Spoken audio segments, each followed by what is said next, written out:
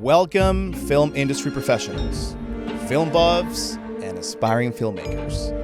I'm your host, Fernando Gillen, and our lovely co-host, Dana De La Camera.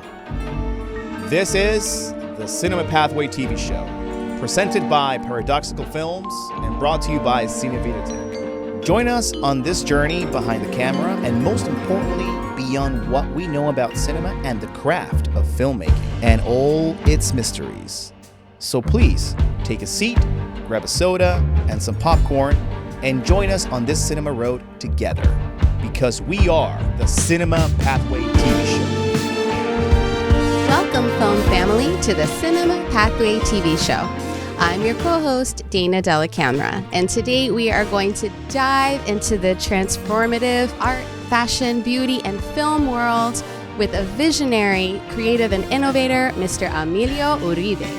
So, Emilio, thank you so much and welcome to the show. Thank you for being here with us today. I'm so excited to be here with you guys today. Thank you for having me. It's a pleasure. In a world driven by image, where beauty is both a canvas and a currency, few artists have mastered the power of transformation quite like Emilio Uribe. His journey, filled with personal struggles and triumphs, has shaped him into the visionary sculptor of the human face and form that he is today. Renowned not just as a beauty expert, but as an architect of elegance, expression, and identity. With a career that reads like a Hollywood dream and a creative legacy spanning decades, Emilio Uribe has solidified his place amongst the most respected and sought-after names in the industry. His collaborations with Grammy and Oscar-nominated legends, including GloriaEstefan, Shakira, Beyonce, Alicia Keys, Charlize Theron, and Johnny Depp, have brought an unparalleled level of excitement and glamour to his work, gracing some of the most iconic figures of our time. Emilio's artistry doesn't end with celebrity clientele. As a creative powerhouse behind the scenes,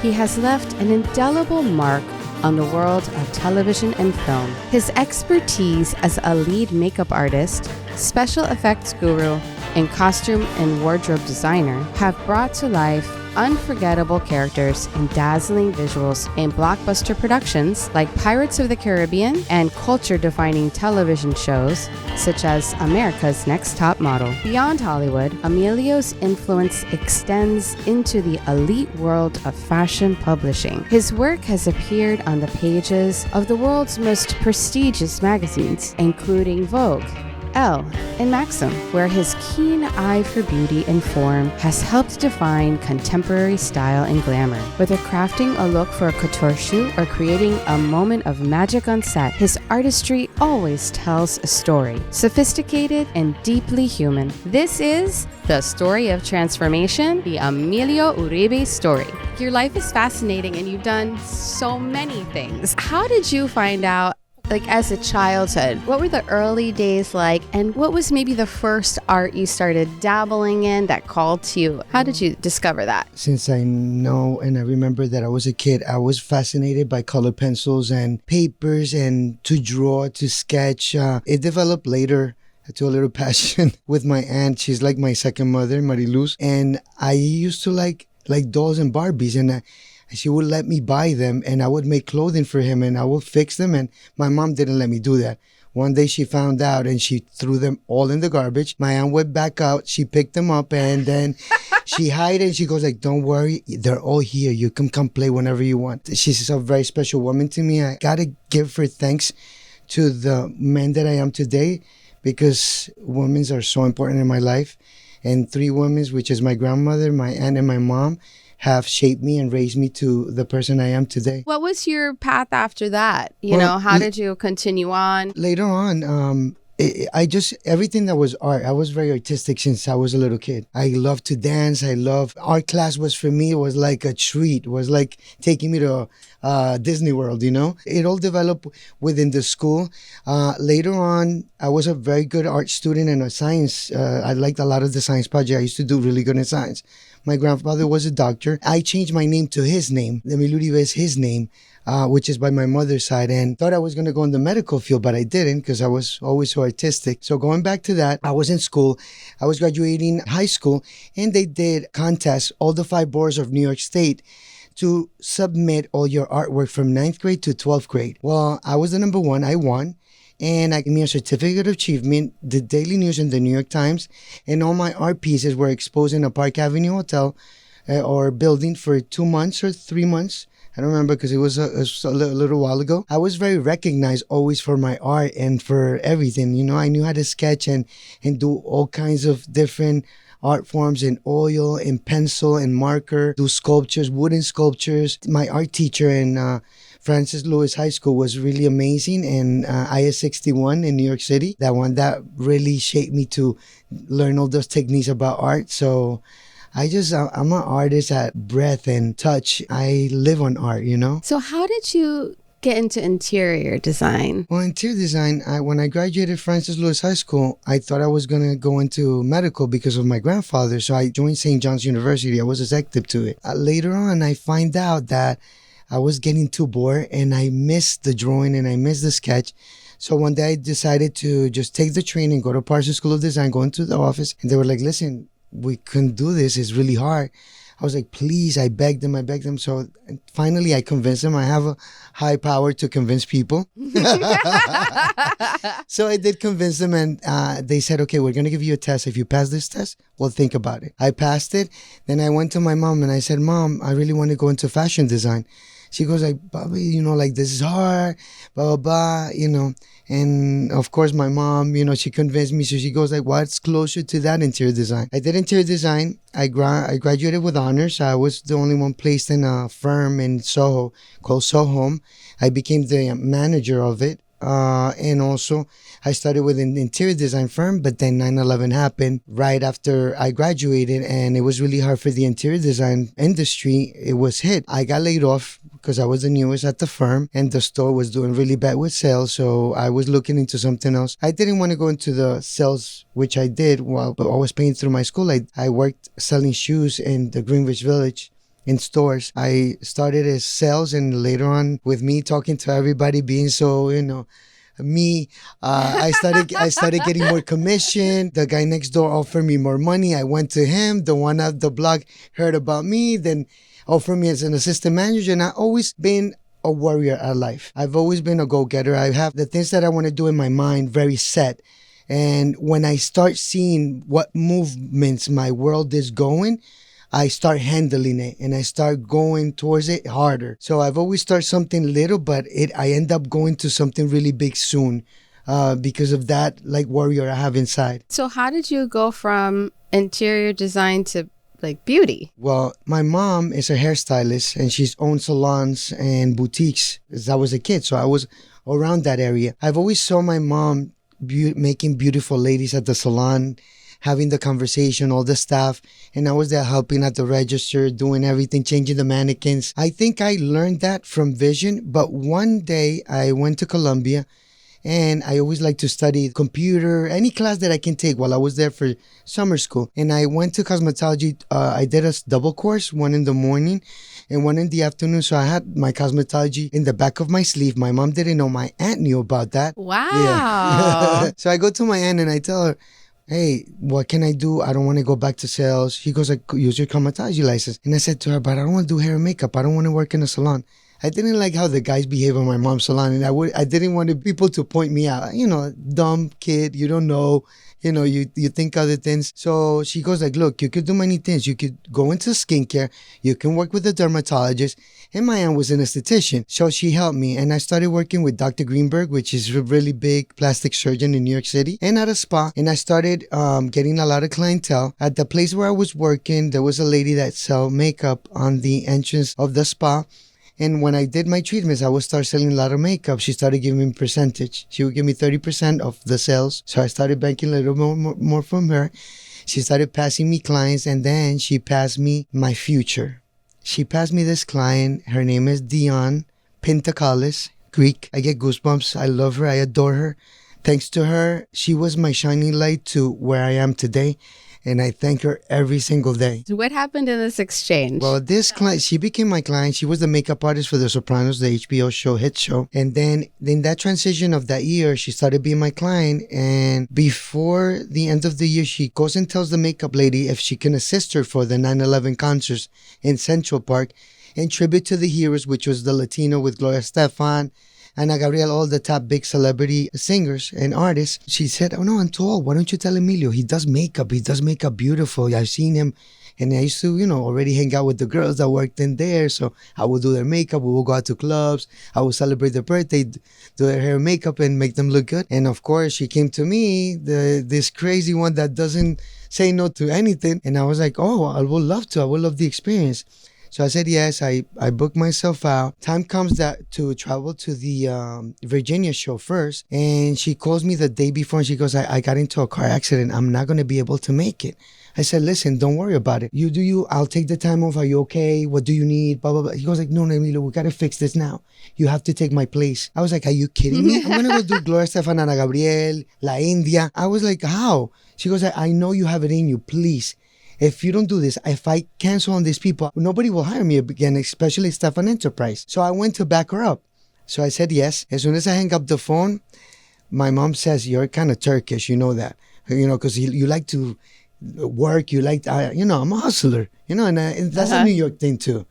So yeah, definitely, it's like a New England work ethic. I think. So I made with $20 business cards.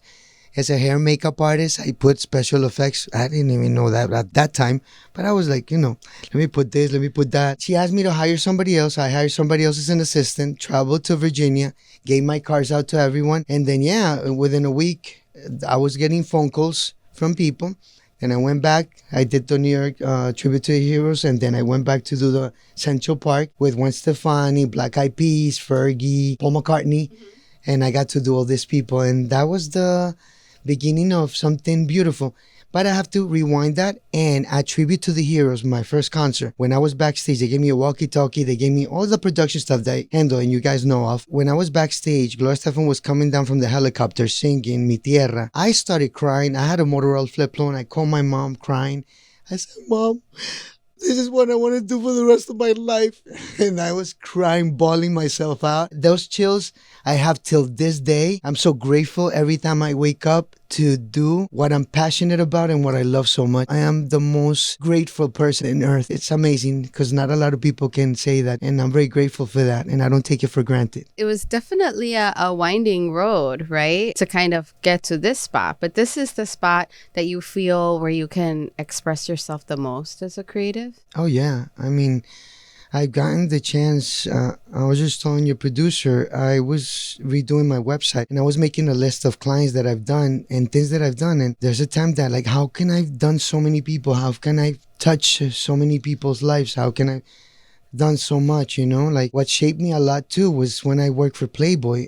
Playboy with the lighting, with everything, to work on film now, to work with many great photographers, Bruce Weber, so many big names. It has shaped me to where I am today, to work and to go in, and I know what lighting it is and I know how you need to look, and it's been really beautiful because I think life itself and my journey, my love and my energy has guided me through all this in the right way for me to be where I'm at today. Yes, and I think also, what I'm hearing you say is that you're a yes. You've been a yes to any opportunity. You're like, yes, and I'll figure it out. That's so important in life because, you cannot block yourself. If the opportunity comes to you, you have to find a way to do it. Like, you have to bring that warrior inside. We all have a warrior inside of us. There's always a little light in every human being that pushes us for our everyday living. And a lot of people don't realize that. And it takes them time. Some leave this earth without, getting to that. But it'll be so beautiful that everybody will believe in themselves much more. That's what I think a lot of people lack of. That I've seen it when I hire assistants. Things have changed a lot. But you have to keep up with everything. And we're going to get into a little bit more when we come back. So stay tuned. We will be right back. And you definitely don't want to miss it. Welcome to Tell Your Story. It is a masterclass hands-on workshop that is presented by Cine Videotech and brought to you by Paradoxical Films.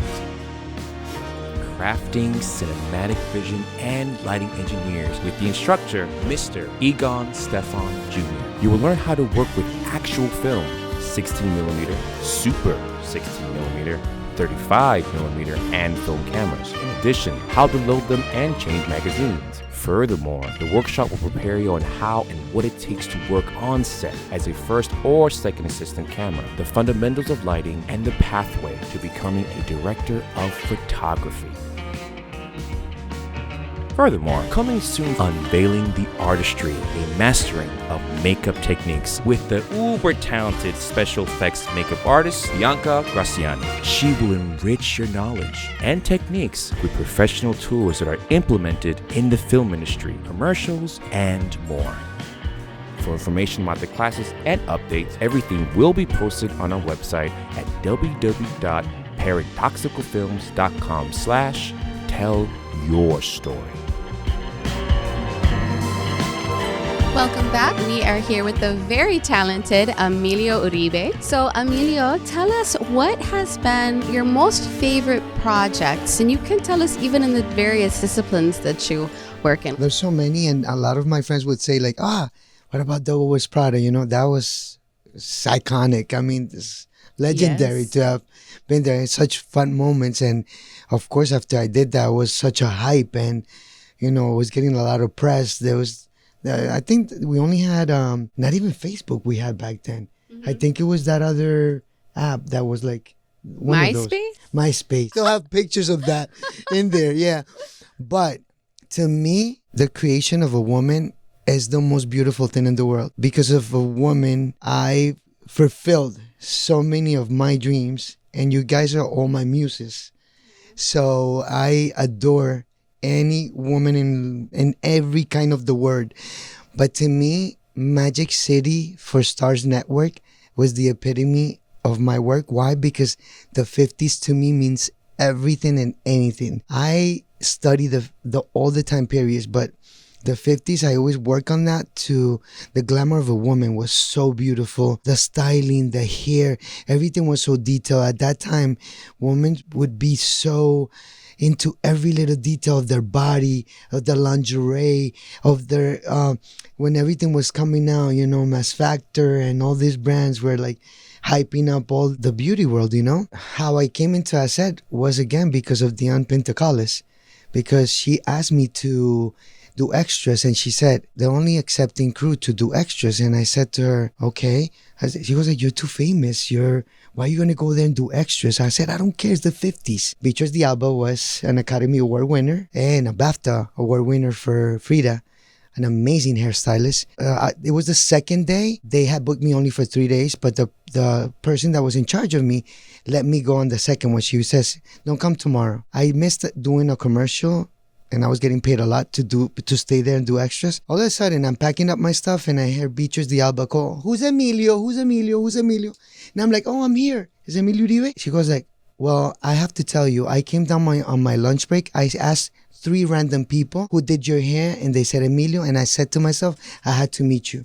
He said, why are you packing your stuff? I said, oh, because I'm not supposed to come tomorrow. They canceled me for tomorrow. She said a bad word. She goes like, she said the F word. If somebody needs to be here, that's you. She goes like, okay, let's do this. Give me your phone number. Can I call you around? I'm going to be staying late. They were recording the 1950s nines New Year's ball party. Frank Sinatra was singing, and it was beautiful. Well, she called me, and she said, go to main trailer the next day. I was so happy. She goes, come in. She goes like, what are you doing in my set? I was like, what did I do? She goes like, you're very famous. What are you doing here doing extras? You don't need to be doing extras. Sit down. We need to talk. He goes, okay. I was like, do you know how to do haircuts? Yes. Do you know how to do color? Yes. Do you know how to do highlights? Yes. Do you know how to do wigs? Yes. Do you know how to do extensions? Yes. I know how to do all. And as we're having the conversation and I'm talking about the work, she gets knocked on the door really, really hard from one of the assistants. And Willa Ford, the singing artist, actress, came in crying in the trailer because they had sent her to a salon in Miami and they had burnt her hair. Now, come on, she needed a strawberry blonde hair. You don't need to use any chemicals on that. You need to do a hair dye. So me, as the troublemaker that I am, I said, Beatrice, I need to talk to you in private. So I took Beatrice to the end of the trailer and I said, Beatrice, you have to trust me on this. I'm going to save her hair. I'm going to make it beautiful, shiny, and strawberry blonde. She goes like, do you know I cannot fuck up? Because this will be it for me. I said, I won't let you. She goes like, okay. She sent me with somebody else. Second trailer. What do you need? List, ta. Knocked on the door afterwards. We left her and she goes like, look at this. And she goes, I want him to be with me. And then she left and she goes like, I can't let you go. You need to be my third. So I stayed at Magic City. That's been one of like working with Kelly Lynch. I was her personal too. Olga Kurylenko. And Jeffrey Dean Morgan, which I adore. Danny Houston, Angelica Houston's brother, was such a delight. Out of all the sets and films that I've done, the family that we created there for 2 years, and that work of the 50s, So Refined, was like, I loved every morning. I would get up at 3 a.m, but I would wake up so happy, getting in my cold shower and just being there on that set to work with all of them, to prep the wigs, to do maybe 1,000 extras the next day, 200 extras. And then afterwards, guess what? I was the boss of the person that fired me for the third day, and she quit. So see how life turns around? Yeah. She didn't want to take orders from me, but I was now in charge. Well, that's how you do it, right? Your work speaks for itself. And Always, then, always. I think everything always works out in the end. Yeah. So it sounds like it did in this particular situation. So I have to thank a lot. Haters gonna hate. Yeah. Anyway. And lovers are going to love. And that's right. And I have to thank Beatrice de Alba for that opportunity. Thank you so much. And again, Dion Pintacalis, that has always been a little angel in my life. She's been my fairy. For real. You've been on some other sets that are iconic films, like Pirates of the Caribbean. So tell us a little bit about how that came to be in your experience on set. Well, that was in the Bahamas. It was very hot, very hot days, a lot of work. I assisted there, and it was breathtaking to see all those special effects and see the makeup artists, what they do. And then afterwards to see what you see in the trailers after all these people that are behind the scenes now with us editing, they're magicians. It's incredible. Then they shape your work so amazingly. What I always say to myself is not only me, it's having all those key person, all that team to create this. It can never be about one person. And I see that too now with new mentalities and new quote unquote people that call celebrity makeup artists, celebrity hairstylists. They just think of themselves. They don't come with that mentality we used to come before. And to be humble. I've gone to a lot of places where I've been invited with other people, and these people don't stay to mingle with the other people. I think that's a little bit heartless. I don't like that. I'm very warm. Sometimes you think to yourself, like, how could people be like that? But then again, it's like we have everything in the universe. Also, your personality is your people person. Not everybody has that kind of skill. I think sometimes on social media, you can portray yourself in front of the camera in one way, and then it's something else when the camera is off and you're in front of a human. So I think that's an interesting kind of dynamic where, because you see the person online and they look one way, and then you meet them in person and it's something else, right? So totally. that's very interesting. The other thing I wanted to ask you was that you worked on America's Next Top Model. So this is now television. So maybe how is film set different from television, and how was it working on that set? When I came in, Julie, your producer, I saw it and I was like, I have completely forgot that I worked on that. And that was like one of my first jobs. That was literally one of my big first jobs. I worked when Naima won, I think it was season 4. They won up to like season 12 or something like that. Because I did it back in 07, 06, something like that. Yeah. Oh, that was amazing. That's the only set I had issues. Uh-oh. Yeah. Okay. So what happened? I had Naima and I had to kick her out of my chair. I said, I'm not going to do your makeup. And then after that, we became friends at that time. Then we met back in Miami. I've never had any issues with any of the celebrities I work with. We had great relationship. But I got to say that models are a little bit difficult. And with that, I can just say everything. What do you think makes models different than maybe some other celebrities? Models think sometimes they need to look good for them. They don't understand when kids that want to go into modeling, you have to understand that when you're a model, you're a mannequin. And whatever the designer or the brand asks will tell the makeup artist and the hair team, you cannot do anything about it because you're the blank canvas. The blank canvas. And models don't get that until this day. They don't get it. Some I have gone to the bathroom to change, and I'm like, wash your hair face again and go and sit on the chair. And you're not going to sit on my chair. Go sit on somebody else's chair, get redone. Because there's a continuity to all the other models and the looks, and everybody needs to look cohesive. And that's what the client wants. You're getting paid for that. So literally, that's what they need to learn. There was a point of my life I said, I don't want to work with no models. But then I launched my hair product line, UB Beauty. Which we're going to talk about soon. And then I said, God, I need to use models. I have to work with them. Then I open up the salon and I'm like, okay, we need to do advertisement. I need to do this. luckily, thank God, I've had very beautiful ones that are close to me that I could work with and do the campaigns and do beautiful stuff and beautiful work and not have any issues. But yeah, I was like kind of worried for that one. I can understand Yeah, that. and I have to tell you, going back into TV, now we're going back into editorial work. Working for Playboy was another epitome of my career. As Magic City was. Why? Hef and their team were so professional. Even though this company was nude pictures, the girls were so protected. I was there all the time. We were there from 5 a.m. to 7 p.m. There was sometimes we used 42 lights, 48 lights on a model when they did the pose. And everything was so well taken care of. It shaped me a lot to learn so much about lighting. When I work with other photographers, when I work with my make, what to use, what to do, how to make it look good. So I have to say my Playboy family was very special to me. And I thank him for that. How did you get that experience? Because now we're getting into, photography, publishing, an infamous, iconic Playboy. Yarmo Poheyami, one of the photographers. Back then, we used to not have Instagram. We would have a portfolio with pictures we do. And I had a meeting with him. We sat down at a Starbucks. I think Starbucks was just starting or something. And I showed him my portfolio. And then we did a test shot with him. And then he got me in and I started doing everything for them. I can only imagine 42 lights on a person. It's 40, like every inch is every lit inch, the ankle, perfectly. the lighting for this hair over here, rolling up their hair when I get into set, rolling it up like, back in the 50s and the makeup and everything. It was very beautiful. I've always done work really fast. And that's one of the things that producers and sets love about me, that my work is completely high end. But I do your hair and makeup in 45 minutes, and now I do it in less of that time. Do you look at people all day long and be thinking like, oh my God, I wish she would do X, Y, and Z? Yes, especially now in this time that I have a hair salon. I was going to talk about that in People Magazine, and I wrote an article about it because I'm a contributor writer for InStyle, Vogue, Elle, Vanity Fair. I do a lot of the beauty stuff. And other now Instagram accounts that have a lot of beauty. There's one that's called Pop Sugar or...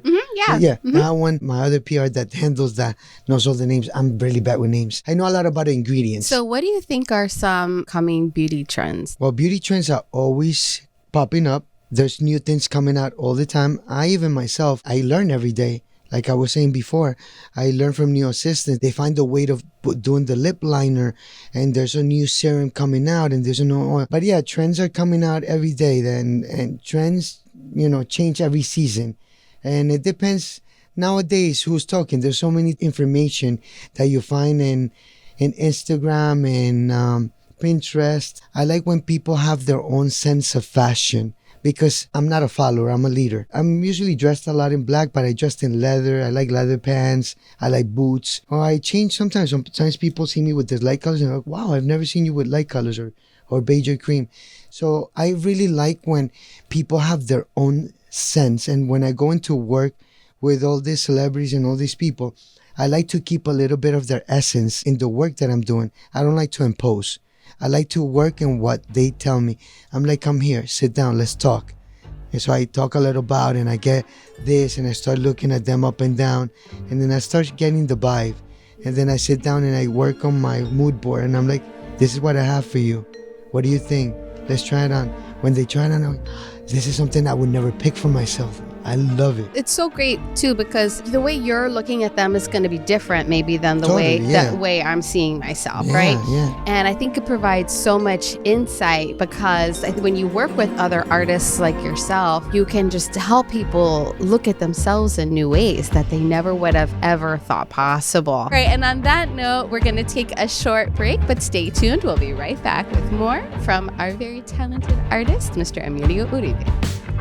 We want to take this moment to thank our partners that helped us make this show possible. Cine Videotech has provided film equipment, training, and rental services inside and outside the United States since 1968. Theatrical Productions offers consulting, productions, and rental services in Central and South America for a wide range of films, advertising, marketing, commercial projects, and more. Art Accelerator is a non-profit organization that helps emerging artists accelerate their careers through film classes and film industry networking events. Welcome back to the Cinema Pathway TV show. I'm Dana Della Camera, your co-host, and today we are here with the very multi-talented, multifaceted Emilio Uribe. So far we've been talking a lot about your accomplishments as an artist and a creative and your creative journey. And we're going to transition a little bit to your personal life journey. We know that you are a cancer survivor, Emilio. So tell us a little bit about that journey. What happened? How did you discover it? I was in Lancaster, Los Angeles, doing a film. It was in the desert. The desert is extremely hot during the day, and at night it's really cold. Temperatures get really low. So I started with like a sinus infection, and we were at a little town. So I went to get checked. They gave me medicine, but I kept on like wheezing and feeling weird. I couldn't walk. I was short of breath. I asked the production if I could park my car next to the trailer, because we would have to leave all cars across the highway. But they said yes, they gave me permission. I was able to finish that film, and I was still in LA. I had my art gallery and clothing store in Miami. I had people here working, and then I said to myself, what am I doing here? I need to leave to Miami. So I left, but I still didn't want to go to the doctor. I didn't want to listen to the signs that my body was giving me. We all commit those things, and I have friends that have done that now.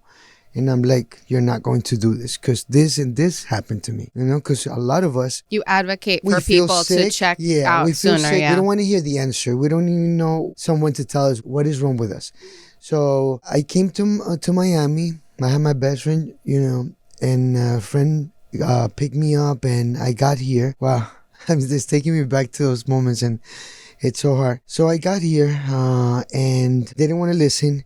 I still was grabbing work. So Juanes, the Latin artist, was going on the Sangre tour, and he called me to be on it and to do like all the commercials for Target, for this, for that. I ended up doing some of those commercials, like even coughing and feeling like sick like that. I met one of the makeup artists that was doing the extras, and she said, why don't you do Western medicine? So I went, I tried the Western medicine, then it got to a point where it was not working because I didn't want to go to my regular doctor. So I was like, I knew something was bad, but I wasn't listening to myself. And I went to my regular doctor, then he said, look, either I give you a treatment or I take you to the emergency room now. And at that moment, it was in front of Larkin Hospital here in Miami, and I couldn't even walk to the hospital. I just gave away. I was like, I don't want to go to the emergency room. So once I'm in the emergency room, I'm getting all these cables checked, the heart, the blood, all this. And we start doing blood work, and everything starts coming out, and little by little, they're not finding it. I go back home. They had to call the ambulance because I was getting worse. Then they take me to Mount Sinai. I'm in Mount Sinai. They don't find anything. I go back home. Another ambulance because they thought that, something was really wrong.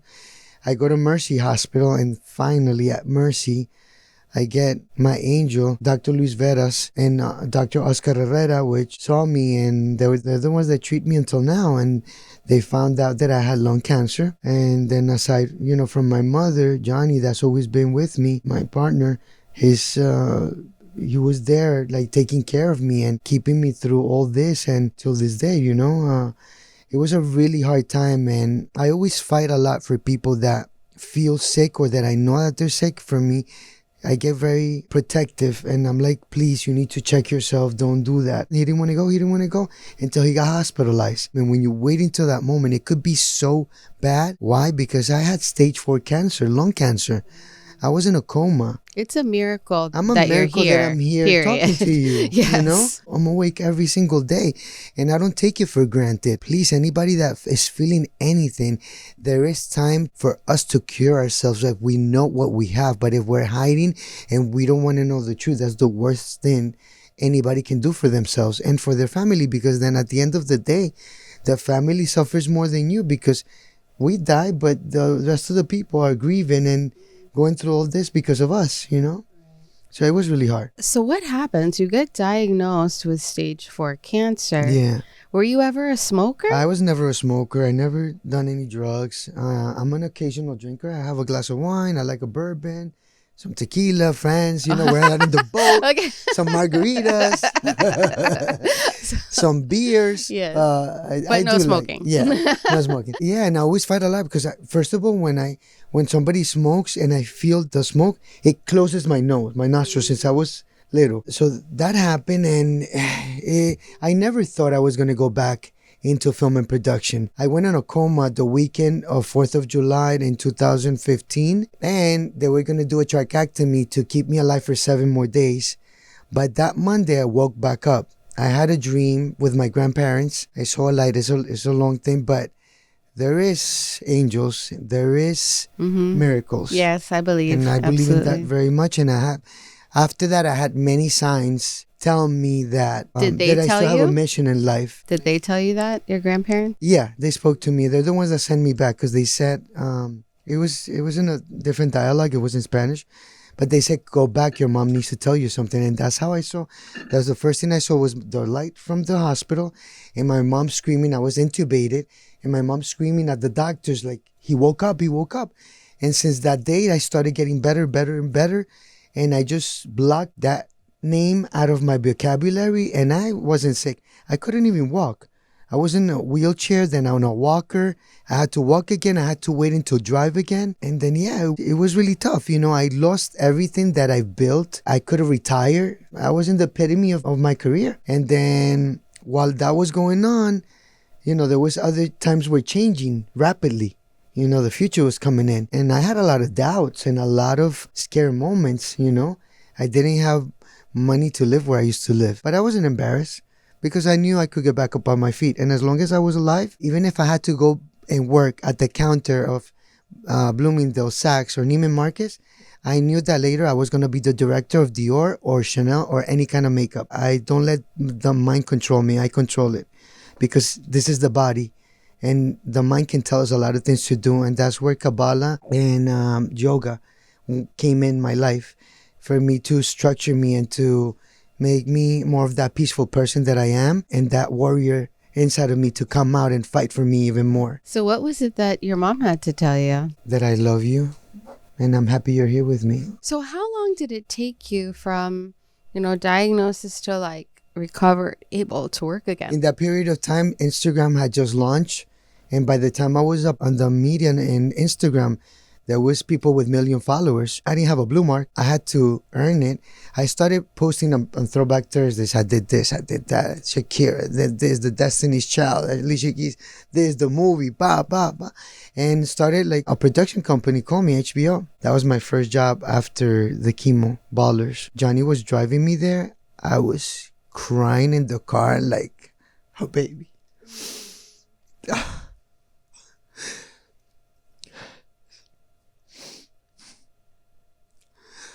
Seeing this again was the most happiest thing in my life. That was such a happy moment to go back into a set and for everybody to start applauding once they saw me walking into the camp. Then I thought that I'm not gone, I'm alive, I'm here. After that, I got called for Empire. And then I get another production company, Gloria Production Company in LA, called me up and they said, we cannot tell you who the client is. But we went through 7 hairstylists and makeup artists and the client doesn't want it. He saw your bio and he wants you. You're just going to have to fly. I was in Miami. I flew to LA. Then they tell me, you got to buy special effects, this, and that. I always buy everything fresh. My brushes, my makeup, everything's sanitized, clean with alcohol. I'm very meticulous with all my stuff. And I couldn't take an assistant. So I'm there and they gave me my NDA, which is non-disclosure agreement. And when I read, it says Luis Miguel. I was like, I've never been starstruck by a Latino, but Luis Miguel is the Frank Sinatra of the Latinos. Right. He's a huge star. He's untouchable. I didn't even think to cross his path, So I signed it.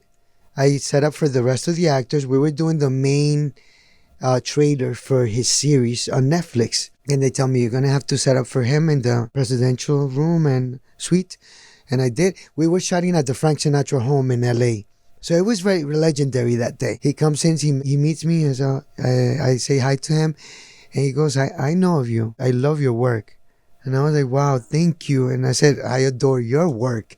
Such a pleasure and honor to be here with you, sir. And we had such a great chemistry. He loved me. I can tell that he genuinely liked me. He started telling me, which cufflinks do you like? You like these or these? And he let me hold his little pouch with the zipper. All his cufflinks are diamonds and black diamonds and yellow diamonds and sapphires and so I was holding it for him. Before we finished the trailer for Netflix, the series of his life, I go in, I always say goodbye to everyone. The PAs, I hug everybody because I'm that type of person. And then I turn around, he goes like, Emilio. I said, yes, sir. Aren't you going to take a picture with me? I said, oh my God, I would love to. He goes like, come here. So we take this famous picture that goes viral on the internet. I got over 1 million views of that picture. If you Google me on Google or YouTube, you get all these channels. I felt like a Kardashian at that time. Okay. I was at LAX. All the paparazzis were waiting for me, taking pictures of me because they wanted to find out why was he with me? What was he doing? What's coming up? He was going through some legal issues with his manager. And so you know how diverse, they can change things around. And I didn't want to talk. Then Gloria, the production, calls me and goes like, Emilio, we're so sorry. I guess some of the people didn't know I had so much power in the media and so many people love me and know me that picture went out so bad in the whole press. Argentina, Spain, Chile, they were calling me from other places. I said, look, you're not going to have any problem with me. You know how I am. I'm going to take it down. I'll post the link. He goes like, yeah, let's wait until everything cools off. And then I got permission afterwards so I could talk to El Gordo de la Flaca and María Celeste Arraraz and Al Rojo Vivo because it's all the Latino biggest press, So I got to just say the minimal stuff and help the series oomph up even more with my name in it. That was a big comeback for me after my chemo, after my health issues. And that was like a second triumph, which I am super blessed because not a lot of people can say that as an actor. Now we're talking about hairstylist and makeup artist. I'm a backstage person. For you to be up there and go down, lose everything completely and then go back up is, even if you had all the background that I've had, it's challenging. And I guess that's my road. I like I say, I always see myself like a train. I have my tracks. I know where I'm going. People get in and people get off the station. And whoever wants to ride me the whole ride are welcome to ride the whole ride. What is next for you? What is coming up? I'm going to be working with Brickle Magazine and Key Biscayne Magazine. I've been the beauty and fashion editor for Imagen Miami for over 18 years, which is an amazing, beautiful magazine here in Miami. I'm open to working with a lot of other magazines because to me, like how I see things is like nobody competes with anything or with anybody. I can have 100 salons in my block, but I'm so certain and sure of who I am and what I do. What advice would you give to somebody who does want to change? I've tried in many ways to help people. You got to give more than what I give you because I could have all the love and the passion that I want to see grow. But it's all about the person to grab what they're given, transforming it and becoming. Be open to those people that are positive in your life. Go for your dreams. Don't stand back because things happen. The consistency, the strength, and your start comes. Everything comes to all of us. Because why? Because we work hard for it. But you have to work. You have to put in to get. What is going on with the launch of your product line? The products were launched in 2007 and she's called UB Beauty. You can find them at ubbeauty.com. I've been repackaging and redoing everything right now. The website is done, but it should be up in a week. And probably by the time this goes on, it's going to have a blog. They can book appointments for the salon. Anybody can come and visit me. Anybody can talk to me on Instagram. I'm super approachable. If you have any questions, I'll answer it. It's going to be ubbeauty.com. And my Instagram, they can find me as Emilio Uribe Beauty. And they can find all my other businesses from my main one. We're going to take a short break. And when we come back, we're going to learn a little bit more about your product line and going to get to know you a little bit further. So stay tuned. We'll be right back. Cinema Pathway TV, we are committed to bring value to you and our film community as we explore the craft of filmmaking around the world. Also, visit us online at www.paradoxicalfilms.com/shop, where you can purchase Paradoxical Films and Cinema Pathway gear such as hoodies, t-shirts, hats, stickers, and more. Make sure to follow us on Instagram at cinema_pathway_podcast for behind-the-scenes footage, photos, and more. Welcome back, film family. We are here with superstar, creative, talented artist, genius extraordinaire, and entrepreneur, Emilio Uribe. Talk to us about what we see here. I know you have a product line. So number one, like, what had you? I know you said you started talking about it in the last episode in 2007. But what has one think about doing a product line? I've always wanted to come up with a line that will progressively heal someone's hair. Because usually how lines work is like every time you use it, your hair feels nice. But what happens when you stop using it? So my line is very different. My line helps the hair recover the hair little by little. It makes it healthier and healthier and healthier. This is where the UV hair vitamin comes in. The main ingredient is almond oil. It has vitamin B6, vitamin B, vitamin A, hydrolyzed wheat. It's also a leave-in, a styling cream. It has many benefits. You can even style your hair with it. I even use it as a pomade. And it has SPF. Why does it have SPF? Because almond oil is a natural SPF. It just naturally protects with the sun. So if you do almond oil on your skin, like when you come out of the bath, or maybe you're by the pool and then you go throw on some, it has some protection. It has SPF and it's a natural one. I really don't like to use the regular ones because some of them have so many toxic ingredients. Chemicals, yeah. And I'm always looking into the ingredients. Yeah, this is the first topical hair vitamin in the world. That's the first dry shampoo that has kernel oil, which is a seed that comes from the palm tree. You're talking about dry shampoo and you would think, why would he put oil on the dry shampoo? Well, all dry shampoos dry the woman's hair very much, and it's like it gets to a point where it gets like sticky.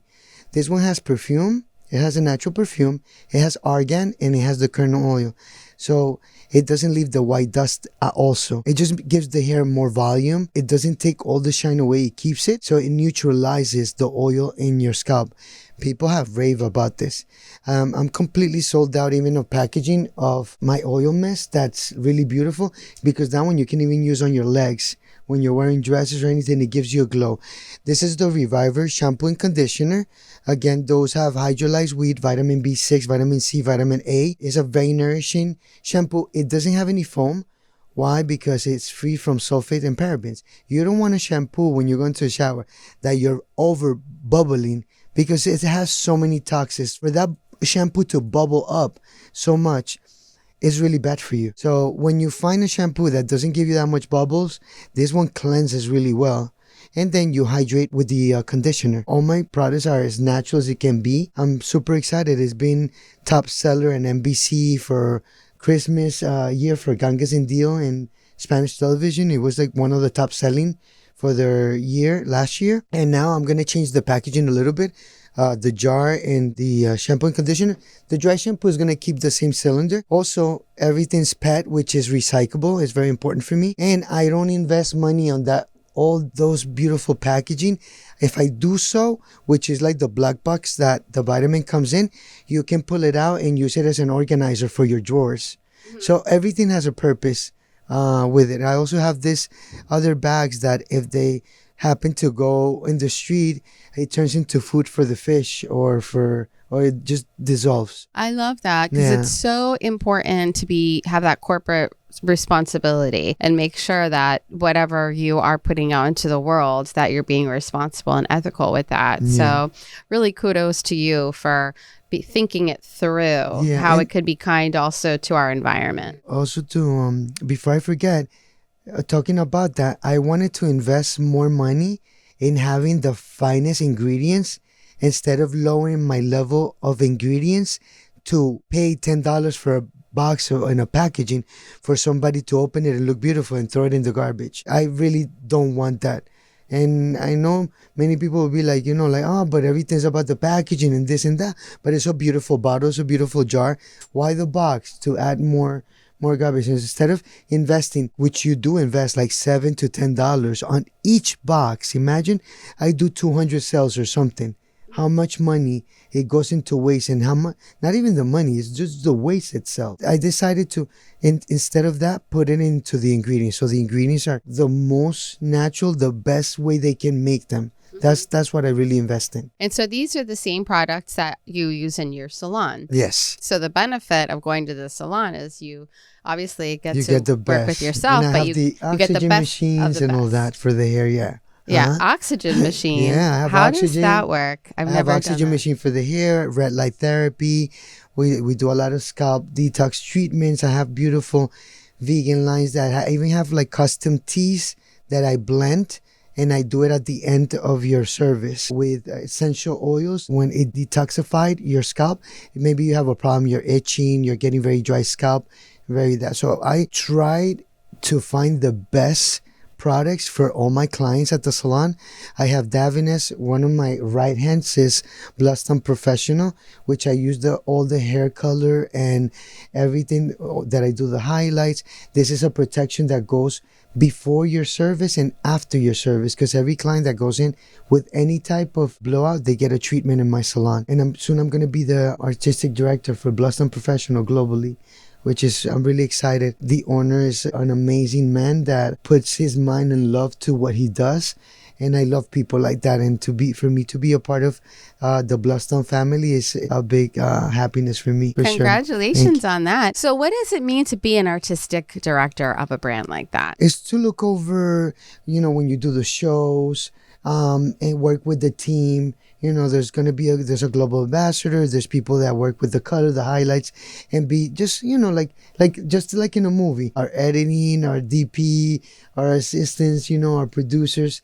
Yeah, so it's just like throwing a little bit, but it's looking over the whole look of the campaigns and the most important thing of the brand. You can actually see these brands in action. So you can see what Emilio is looking at on his Instagram. He has lots of pictures where you can see the before and after and the shine on the hair with the product. That is really extraordinary. So you can definitely check that out. Where is the salon? How can they find you and connect one more time? Oh, yeah. Well, on Instagram, I'm Emilio Uribe Beauty.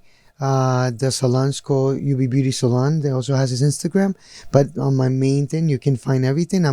Located between Coral Gables and Brickell. It's 1900 Coral Way, and of course they can find me. They can write to me any little message they have. I'm very approachable with everybody, and I try to answer everyone. Sometimes the DMs go into this little thing where you just have to open up, so I just got to go there once a week and see who writes, because when you don't follow each other, it goes there. But I do answer. Be patient if you don't get a response right away. And we actually have the link provided for you below as well, so you can connect straight away to Emilio about the products and the salon. Emilio, are you ready for final pensamientos? Sí, señorita.